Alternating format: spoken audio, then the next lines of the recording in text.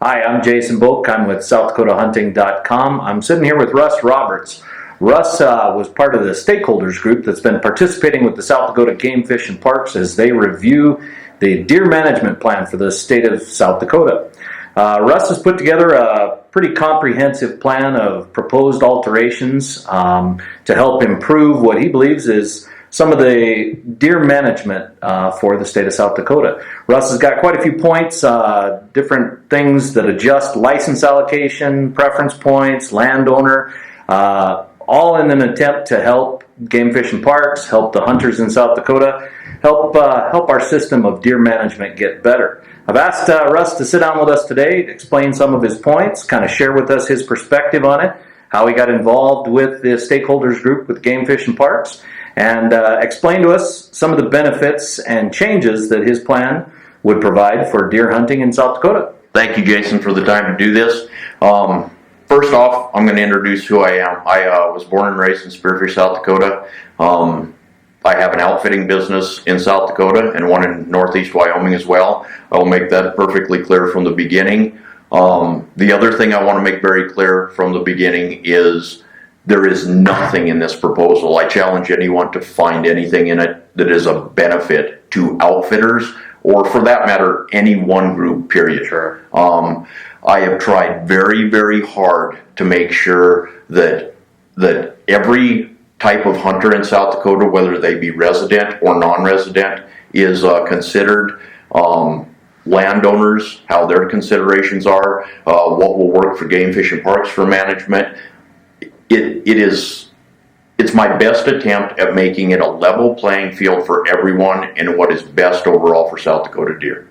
South Dakota Game Fish and Parks has a huge job to undertake, satisfying landowners, sportsmen, lots of different groups and entities, while still at the same time managing wildlife to the best of their ability. And overall, they do a very, very good job because it is a very difficult job. But like anything else, if you're constantly looking forward, there's always room for improvement. And I've come up with some ideas that I think will help South Dakota hunting overall for deer hunters across the board. Whether you be a landowner, a hunter, or whatever your interest is in wildlife, I think it could be better.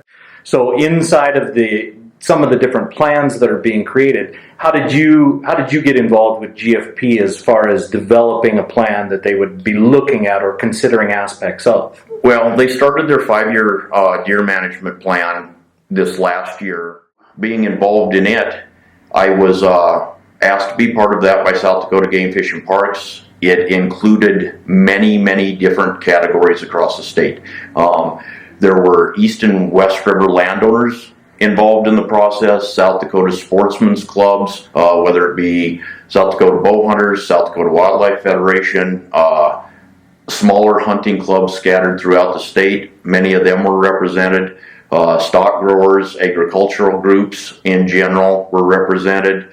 Forest Service, BLM, and a handful of landowners that run an outfitting business or some type of business on their place. So a pretty good wide perspective of all the different interested parties in deer hunting in the state of South Dakota. As broad a cross-section as the state could put together of varied groups. Excellent, okay. So that's how I got involved in that.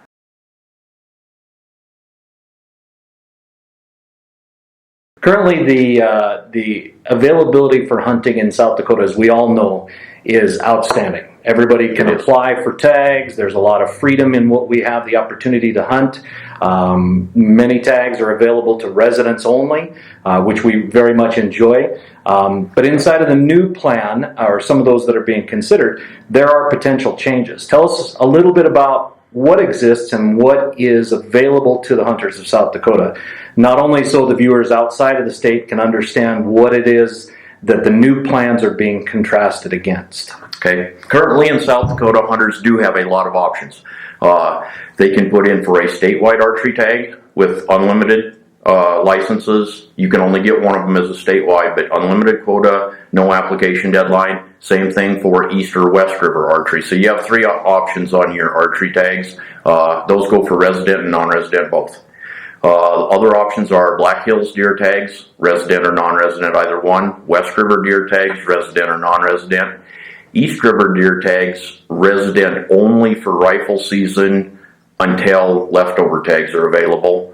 Muzzleloader tags, which are available for residents only. Custer State Park tags, which are available for residents only. And refuge tags, which are available for resident or non-resident, either one. So between all your licensing options right now, you can apply for 7 or 8 tags every year in the first drawing process for each of the different types of hunts. If you like venison meat, South Dakota is where to be. Yes, All it right. is.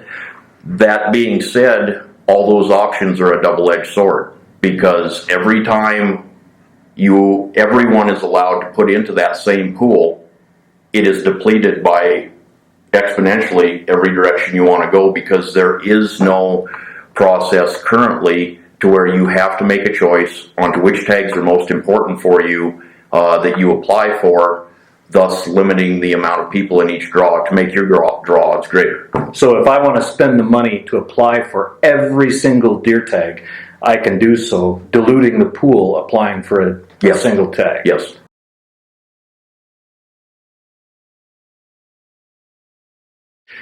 Can you share with us a little bit about how your plan and what you've helped propose to the game fish and parks, how that would adjust some of the systems inside of the deer hunting within South Dakota? Sure. It's very confusing. I'll be the first to admit. When you're dealing with the entire entity of deer hunting in the state, when you're talking about so many different kinds of seasons and different sportsmen's views and interests, and you're talking about changing portions of all of it, that's a huge undertaking, and there's a lot involved with it. It can be very confusing.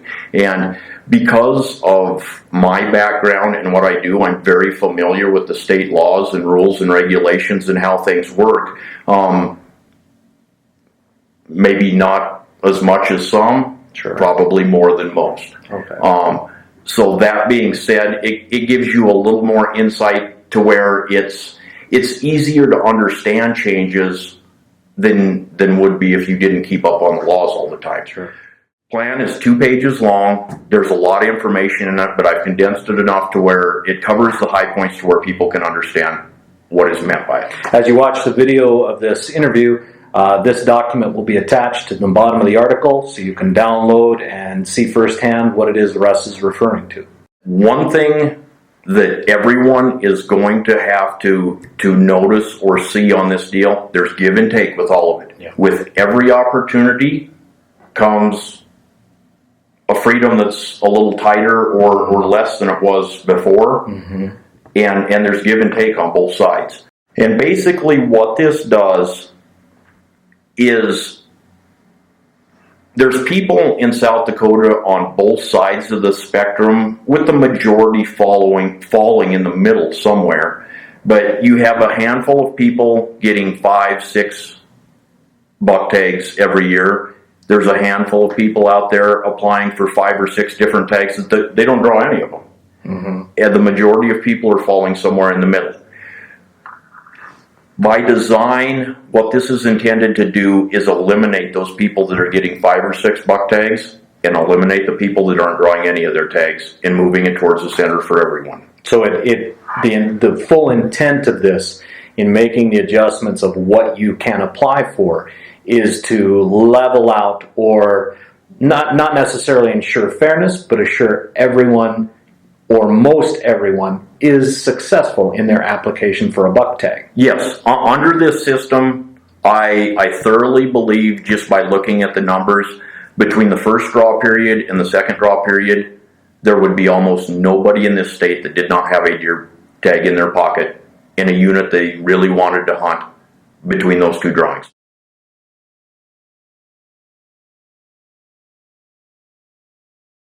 The first thing that I would really like to see implemented on the license allocation process is a single draw system for the first drawing, with a application time frame in May. And the reason that May application time frame is important is it gives South Dakota Game Fish and Parks time to go over and review all the surveys and statistics from the prior hunting season. Okay. So they know where success and different things were according to that. The second reason the May time frame is helpful is You get past all of your seasonal issues with winter storms and you know kind of how the winter went, what you had for loss and things that were weather related. They're beyond that time frame. The other thing that's nice about the May time frame is it's early enough in the year, late enough that they can gather all the appropriate information, but early enough in the year people can apply for licenses, and when they do draw a license they have time to schedule a hunt for that fall and get their, whether it be vacation time or visiting with landowners to get permission set up or anything that way, they have time to plan their fall hunt. The main difference in the allocation process as it is now, there's 9 different seasons in South Dakota that you can apply for deer. There's East River deer, West River deer, Black Hills deer, muzzleloader deer, East and West River special buck, refuge, Custer State Park, and 3 different options for archery as it's currently set up. Each of the seasons is fairly self-explanatory with the exception of the 3 deals for archery. Currently, you can get a statewide archery tag, or you can get an East River and a West River archery deer license in the state of South Dakota. Under this allocation process, in the first draw, a sportsman would have to choose which hunt they want to do for the year in the first application process. And that being said, if it's a singular type season, whether it be Black Hills, Custer State Park, muzzleloader, that's your first choice for a unit. That's what you put in for the first draw and you go with. If you have a desire to apply for a first application season of East or West River or refuge or any seasons that are broke down into several units, you get 3 choices, 1 through 3. All 3 of those choices are considered before the next application, and that's how the licenses are drawn. After that first drawing, you're going to have a group of successful applicants and unsuccessful. Anyone who is successful cannot participate in the second drawing period. Okay. Anyone who is unsuccessful can apply for up to 3 options in the second draw. That application period is actually a little more liberal on giving you choices, because at that point you're looking at leftover units across the state, statewide, and you can mix and match stuff. If you have a unit in East River that you want to apply for a first choice, a unit in West River, or a leftover whitetail only tag in the Black Hills, or wherever, you can mix and match those for 3 choices. Once again, in the second application period, all 3 of those options would be considered before the next one. Okay. The bottom line is, at the point of the end of those 2 draws, there would be very, very few sportsmen statewide that did not have a deer license in their pocket for any deer in an area that was in one of their first choices that they really wanted to hunt for the year. Okay. It also eliminates anyone having 2 buck tags before someone else gets an opportunity at 1. Right, which is a significant change for the current. Very, very much so. In the third application process, anyone who wanted a second buck tag can apply at that time in any unit that is left over in South Dakota and pick up their second deer tag in any units that have leftover tags. And basically that boils down to, you can have 2 any deer or buck tags for the state of South Dakota that deals with a rifle or muzzleloader type permit. Okay. The final point I would like to make on the allocation process is this has absolutely nothing to do with antlerless tags. Okay. It deals with the management of buck or any deer tags only. Whatever South Dakota needs to issue for antlerless harvest to keep our populations in check to where they need to be, hunters would still have the ability to do that. That maximum of 3 tags deals with antlered deer only, has nothing to do with the antlerless harvest. So families and farmers that put deer meat, venison in their freezer every year still have the availability to do that through hunting antlerless tags, as opposed to having a pile of buck tags. Correct. And there's a lot of there's been a lot of people discuss the fact that opportunity, I don't have opportunity if these tags are taken away. Actually, that opportunity has been there and will continue to be there with the antlerless tags. This has to deal with the management of buck or antler deer only. It's an effort, and it does not matter. On private ground, you are going to have a segment of landowners that will never allow hunting on their place. You're going to have a segment of landowners that will allow everyone who knocks on their door to hunt. Most of them fall somewhere in the middle of that. The greatest benefit of this proposal for buck management really falls on public ground, allowing them to put quotas on areas that the public can use and enjoy on a yearly basis on well-managed ground that incorporates every age class of deer in the entire herd, rather than not having the older animals there. Right. To give you an idea why I feel that the licensing allocation system needs to be modified in the manner I do, with the breaking everything into 1, 2, and 3 draws, is the statistics for 2016. These are straight from South Dakota Game Fish and Parks. For East River deer applicants, there was a 58% draw success.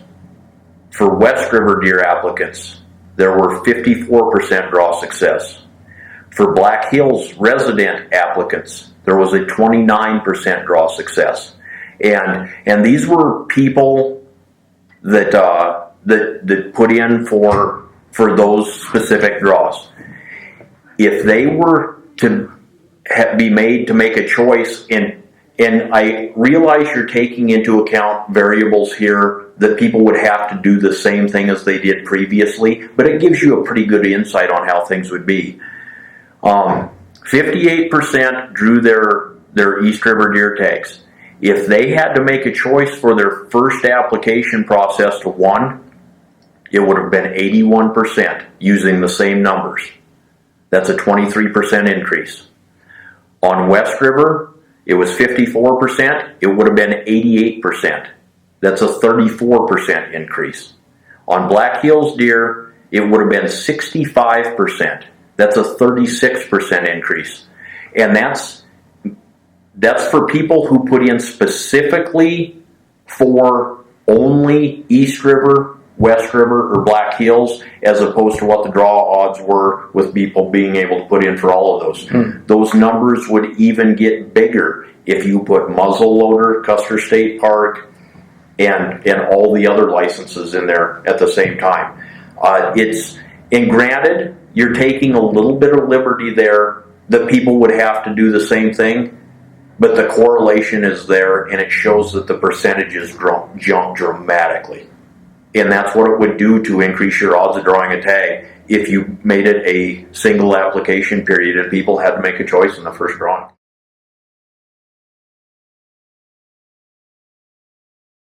In South Dakota is already very leaned toward the resident, if you will. They can't non-residents can't apply for Custer State Park. They can't apply for muzzleloader. They can't apply for East River. There's in the first drawing, there's a lot of stuff non-residents are already excluded from. They still have the ability to get a Black Hills deer tag, an East and West River archery deer tag, a West River deer tag, and any leftover tags in East River or West River as they go along. So non-residents can quite handily get 4 to 5 buck tags in the state of South Dakota in a year that they want to. Okay. This plan would eliminate 4 of those tags. Right. They could have a maximum of 1. It would not matter whether it's archery, rifle, East River, West River, where it is. They are allowed a maximum of 1 buck tag. Residents, a maximum of 3. Ultimately, it increases opportunity for South Dakota residents due to the fact that you're limiting non-residents to choose on their licenses just as you are residents, but they're limited to 8% of the quota on any of this stuff in the first place. Right. And you're whacking 3 or 4 tags that they have the ability to get right now off. All right. And that's going to help every South Dakota resident. Another issue that we're going to run into with the non-resident hunting if it's not addressed. There are several large magazines that deal with applications for different states and where to put in for and what to do. Also, many hunting shows on outdoor television, and a lot of them are really, really promoting South Dakota as being a state that is very liberal with its seasons, and for less than $600 you can come hunt deer and antelope both, unlimited quotas for archery. And the issue you run into with that being publicized more and more is people who do not draw tags in other states or decide at the last minute to do something. South Dakota is going to become inundated with those hunters, making management that much tougher and that much harder on everyone involved. Yeah, really affecting the resident hunting. Really affecting the resident hunting, and quite honestly, really affecting our deer and their populations and management. Right.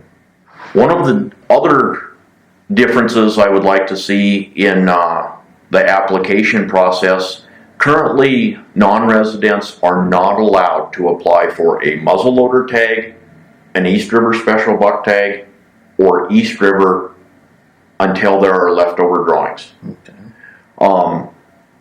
Under this plan, there would still be no quota allowed for Custer State Park. There would be no quota allowed for muzzleloader or for East River special buck. But under this proposal, there would be an 8% quota for non-resident hunters in East River, South Dakota during the regular hunting season. And the reason is there doesn't need to be one for special buck, because this is not intended for non-residents to be able to get outfitted hunt type licenses or anything that way. 8% of the non-resident quota for East River would be fair though for families. You have children or other people in the family that have moved out of state and can't come back and hunt their family places anymore. It allows them some access to come back and draw a tag for the family farm and come back and hunt, and give them the ability to do so like they are across the rest of the state. Right. Like they currently do in West River. Yes. And I don't think the 8% quota needs messed with at all. If you look at the majority of the states, 8% is a very low percentage compared to most states. Most of them run between 10 and 20% as a non-resident quota. I'm fine with it being 8% in South Dakota. I don't think there needs to be a larger percentage, but there does need to be the ability to people come back and hunt East River, South Dakota, especially family members, that they don't currently have that option. Another issue that could be dealt with, in my mind, is South Dakota is on the low end of prices for non-resident licenses. They could very, very easily increase the price of non-resident licenses by 10%. Sell less licenses overall, still get some generated revenue that is very necessary for deer management, and make it better for everyone that way. The other thing that I would hope residents can understand, every non-resident that hunts this state pays 7.2 times the fees that residents do to hunt deer. That goes a long ways in management of our resources and habitat and everything necessary to keep South Dakota hunting as good as possible. So some control has to be put in place on non-resident hunters, but I would also hope that residents can be open-minded and far-sighted enough to understand that a certain percentage of those people need to be here for the benefit of the state of South Dakota and every hunter who hunts here. Okay.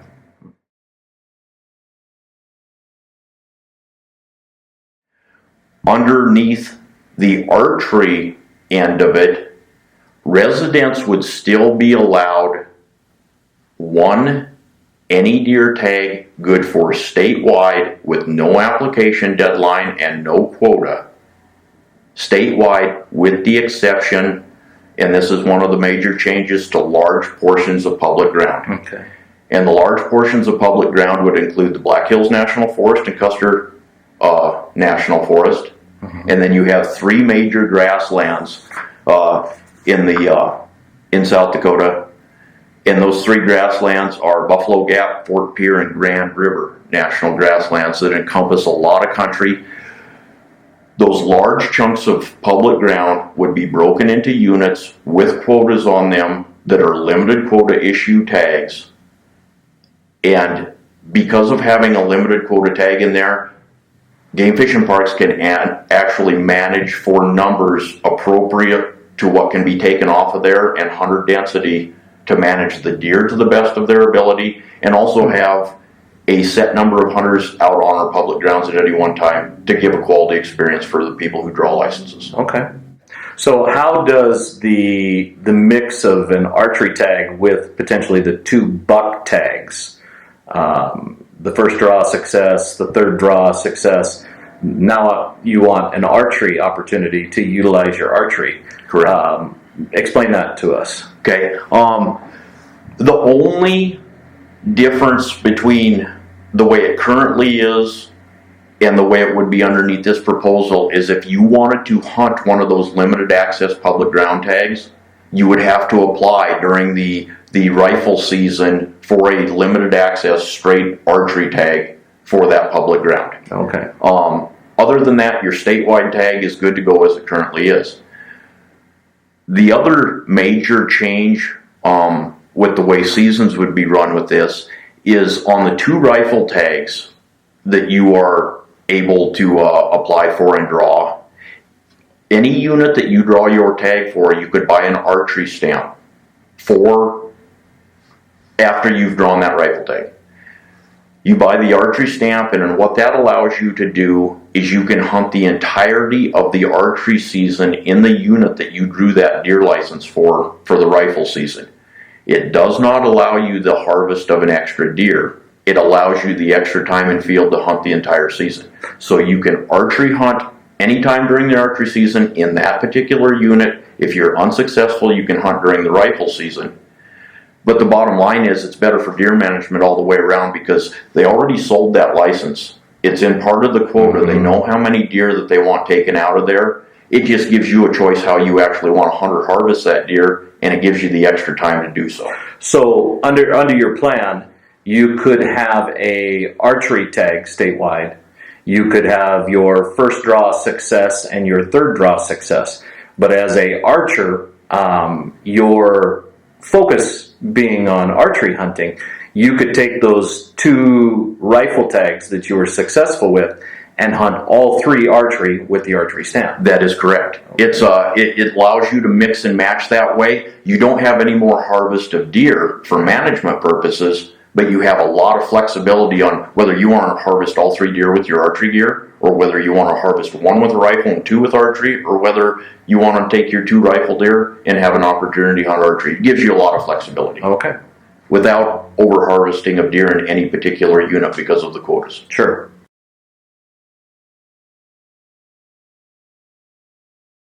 All right, Russ, so tell us about the preference point system. How is it going to alter what's going to change in the midst of this proposal as to what currently exists? Under this proposal, what I would like to see done with the preference points is greater weight to be put on people with higher numbers of points as opposed to people with lower numbers of points or none. The way it currently is in South Dakota, there's 3 preference points classes. You have 0 point holders, you have 1+ preference point holders, and 2+ preference point holders. They're all in their categories, but the 2+ preference point, you can have people out there with 13, 14 preference points.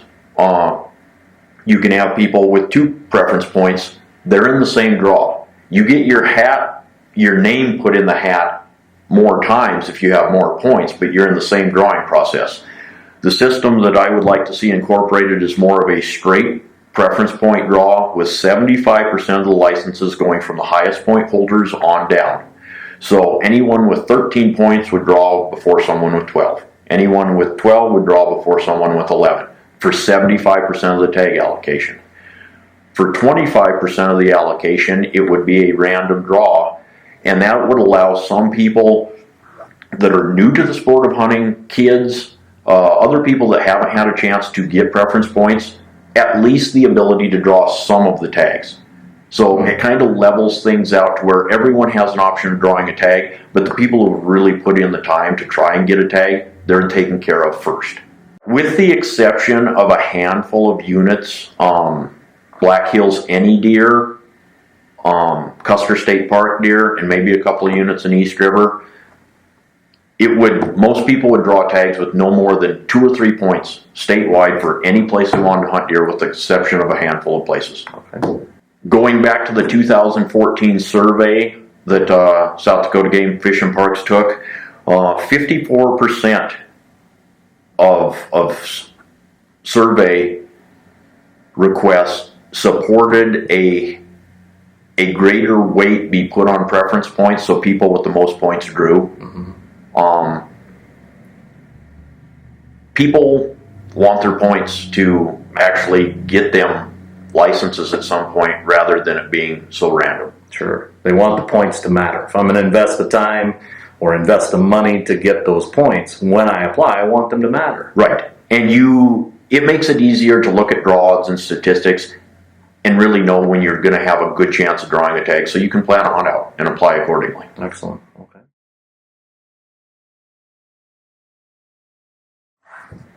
All right, Russ, so tell us a little bit about how your proposal would change some of the landowner preference. Okay.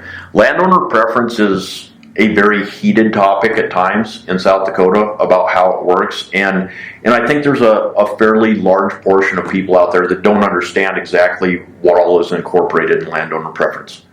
As it currently is, there are 3 options for landowners to get tags in this state.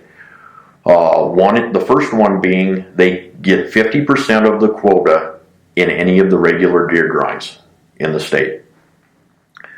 The second option is they can get a reduced price deer tag for any deer that is good on their own land only. The third choice is they can get a free antlerless tag, good for their own land only, in any unit that has antlerless tags available. I'm eligible for a landowner tag under the current system, and there's probably nobody that is more adamant about landowner privilege or right to hunt their own property than myself. Under this proposal, because landowners are taken care of with the latter 2 options that we talked about, they can get a tag any year they want to on their place. I feel they need to be taken out of the quota on the regular drawing, because now you're talking about drawing a license that incorporates ground far above and beyond anything that you own or manage. And to give a landowner a step up on John Q. Public for tags that are good unit-wide, that has nothing to do with the landowner property in and of itself, I think is a very, very unfair deal. And probably the most glaring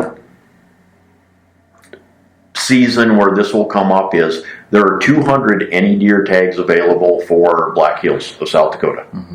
Those 200 tags are good for whitetail or mule deer only. The other seasons incorporated in the Black Hills are for whitetail deer only.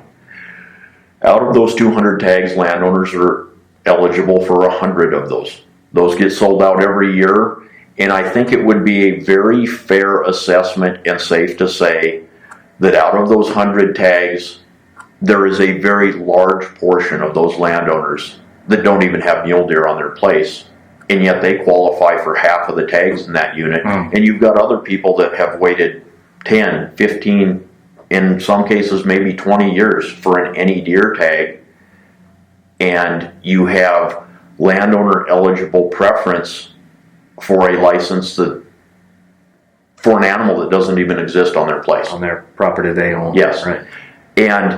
And other examples can be made across the state, but that's one that really puts in perspective as to what kind of problem it is with that preference system under the current rules.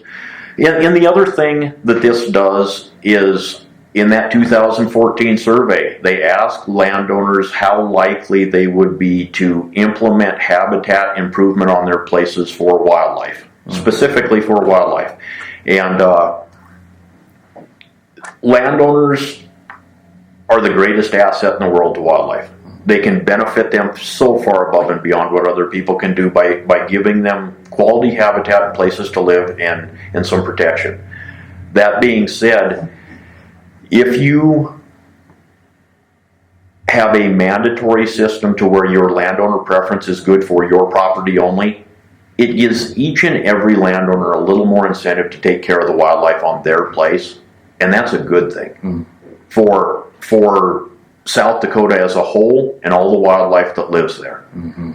If they're unable to utilize tags unit-wide for other properties, I honestly feel that the people that hunting is important to them and they care about the wildlife might do a little better job if their license was good for their property only. They would take care of theirs much more likely. And that would be a benefit to them and every surrounding place around it. All right. One last thing on the landowner preference. In that 2014 survey, there were 47% of the respondents said that there were too many options for landowner tags. 10% said there were too few. The remaining percentage said that it was about right. But when people know the system and the three options for getting the tags, almost 50% of people thought there's too many options, and it's unfair that landowners are able to get tags unit-wide as opposed to just their own place.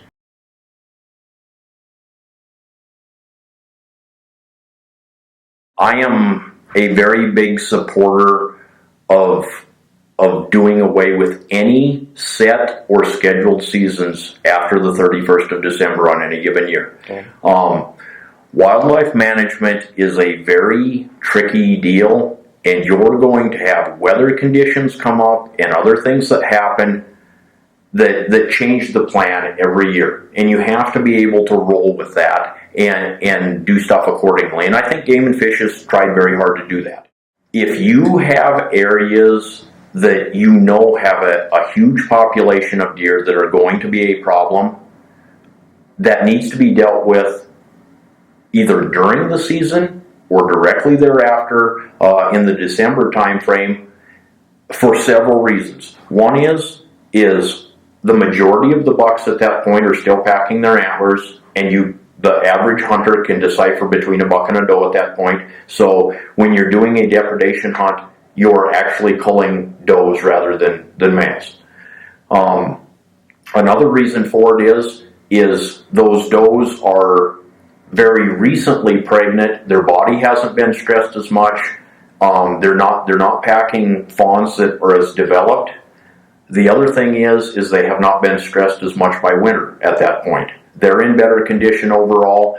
When you have a depredation season in January, February, after those deer have already dealt with extreme cold temperatures and a lot of snow, they've already had a lot of stress, and then you go in there and you have a culling of them, it exacerbates the situation. It causes more stress on them. You're going to lose more deer than what you're actually shooting, and it's just harder overall on the deer herd. Sure.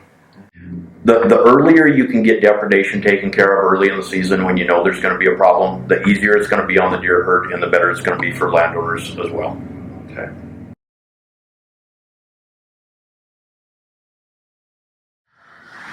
So Russ, part of your proposal identifies the identification of a permanent hunter ID. Tell us why. The reason I feel that we need a permanent hunter ID number for South Dakota is it makes it easier to track hunters for individual surveys, and it also makes it easier to track hunters for licenses they've applied for and their success individually. At the times I've called South Dakota Game Fish and Parks for certain statistics, they have had trouble getting numbers lined up and matched because there is no way of incorporating a solid ID number for each individual sportsman. For tracking purposes and surveys and just making it easier to keep track of people, a hunter ID would go a long ways. Easier to correlate the data. Yes. So, Russ, part of your plan also identifies the need for improved surveys by GFP. Yes. Alterations to the existing system. Tell us about it. I would like to see them come up with some surveys that incorporated more information as to how things presently are under the given system and where hunters would like to see things go, because under the current surveys, one of the frustrating things for me when I sit and look at them, almost to a question, almost 50% of the answers on surveys are neutral or no answer whatsoever. And the problem with that is you're not getting any viable information with a neutral answer. As an example, when you talk about landowner tags, if the survey question listed, these are the three options of getting tags, and this is how the system works. Do you agree with the way it is, or does it need changed? Now you're going to get answers about how people really think or feel, as opposed to neutral, because they're not a landowner or they don't understand what the options are, and you can't get a viable answer for the question. So you're going to get better information with surveys that are worded more appropriately to contain information necessary to come to a conclusion. Make them make a choice. Yes. Okay. And that way you get a legitimate answer. As far as harvest surveys or hunter surveys, there's a lot of people in South Dakota right now that think there needs to be a mandatory hunter survey for every person statewide across the board. I'll be the first to admit, I felt that way for a long time myself. I spent a lot of time on the phone with different biologists and in game fishing parks in many different states, and their statisticians have explained to me that they can take a poll sample of a certain percentage of hunters for any season and come up with really, really acceptable data that is going to be close. Extrapolate it out. Yes. Yeah. The problem that I have with the current surveys in South Dakota is they take that percentage, but they only get a percentage of those answers back. And there are times I feel that they're not getting the full picture as to how things are, because there is no requirement or stipulation that you answer those surveys. There's a lot of other states that either make you pay a monetary penalty the next time you apply for a license, or don't allow you in the next draw at all if you do not report a survey. And I think if South Dakota did that, they would get more viable information that they need to better manage our deer herds. So given the identification of a permanent hunter ID and an altered draw system, that requirement for a survey could help perpetuate the gathering of data to improve the management of the overall deer herd. Very much so. When you tie all those together and make everything correlate and work together as a system, it just makes management that much easier for South Dakota. And gives the people a voice to be able to give their opinion in the management of it. Very much so, yes.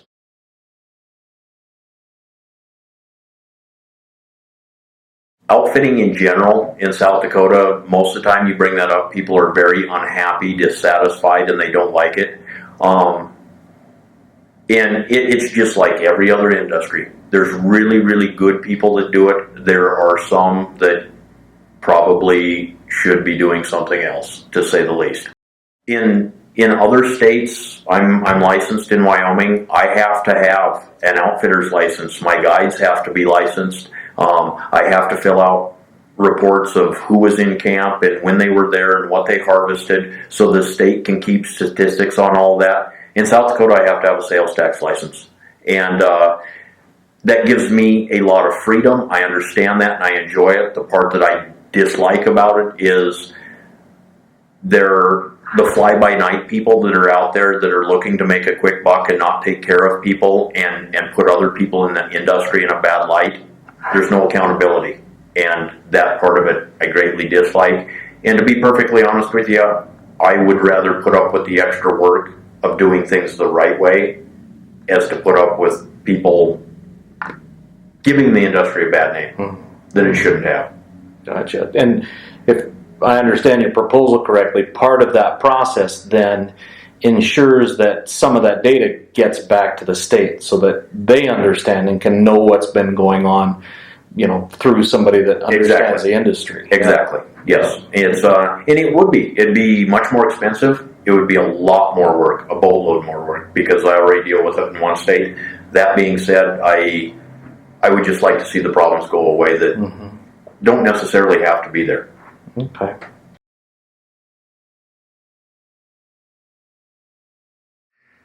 All right, Russ. Well, we've covered quite a bit of information in here. There are a lot of different proposed improvements, a lot of different changes, and I'm sure the folks out there have a lot of different opinions about this. We're going to make the article available on the South Dakota Hunting website. There'll be links to the GFP's management plan and the proposals that they have as well.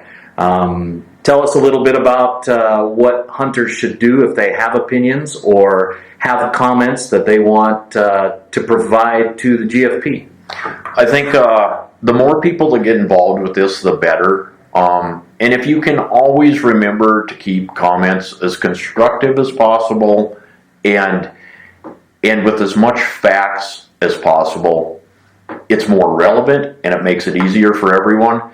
The comment session for South Dakota Game Fish and Parks ends on this deer plan on April the 16th. Okay.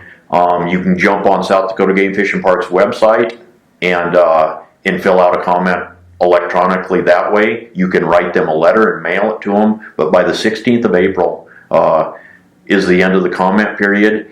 And then the commission meeting after that, which is the first Thursday and Friday in May, I believe it's the 4th and 5th, their next commission meeting will be up in Custer State Park.